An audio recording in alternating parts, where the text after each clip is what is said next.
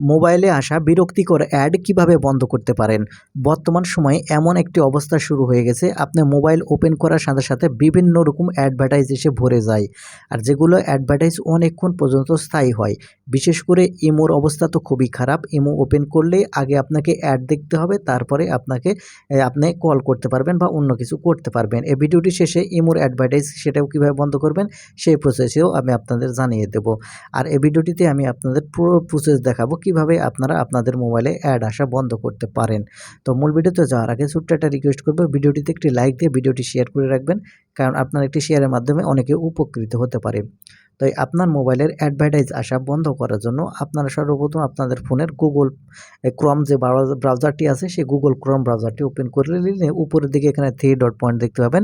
এখন এখান থেকে আপনারা 3 ডট পয়েন্টের উপর ক্লিক করবেন। 3 ডট পয়েন্টের উপর ক্লিক করলে এখানে সেটিংস অপশন চলে আসবে। এখন এখান থেকে আপনি এই সেটিংস অপশনের উপর ক্লিক করবেন। সেটিংস অপশনের উপর ক্লিক করলে আপনাকে এরকম ইন্টারফেসে নিয়ে আসবে। আপনি এখন এখান থেকে স্ক্রল করে একবারে নিচের দিকে চলে আসবেন। আসলে এখান থেকে আপনারা সাইড সেটিংস দেখতে পাবেন।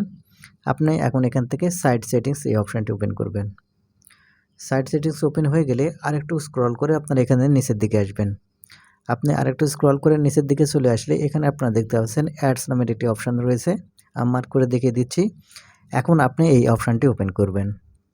এই অপশানটি ওপেন করলে এখানে আপনারা দেখতে পাচ্ছেন উপরের একটি এনেবল বাটন আছে, এটা আপনাকে অন করে রাখতে হবে। এখন এখানে দেখতে পাচ্ছেন যে এখানে স্পষ্টভাবে লেখা আছে কিভাবে এই গুগল ক্রোমের মাধ্যমে আপনাকে অ্যাড দেয় আর সেগুলো কিভাবে বন্ধ করবে সেটা কিন্তু স্পষ্ট লেখা আছে। আপনি জাস্ট এখান থেকে এই এনেবল বাটনটি এখান থেকে আপনারা অন করে রাখবেন।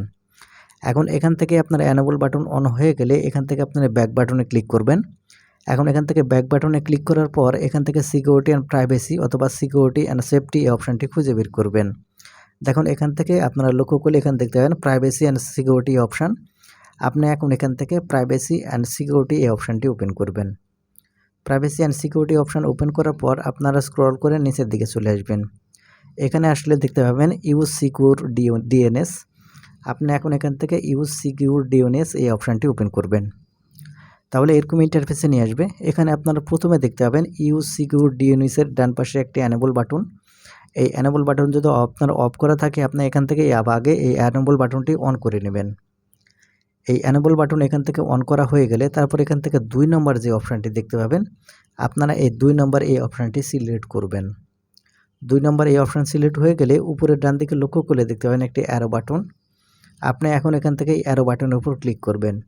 ক্লিক করলে সবার নিচে দেখতে পাচ্ছেন গুগল পাবলিক ডিএনএস। আপনি এখন এখান থেকে গুগল পাবলিক ডিএনএস এই অপশানটি সিলেক্ট করে রাখবেন, তাহলে আপনার মোবাইলে অ্যাড আসা কমে যাবে। আর যারা ইমোর অ্যাডভার্টাইজ বন্ধ করতে চাচ্ছেন তারা যে কাজটি করবেন, আপনারা ইমো লাইট অ্যাপ্লিকেশনটি ব্যবহার করবেন, তাহলে আপনাদের ইমোতে কখনো অ্যাড আসবে না। ধন্যবাদ।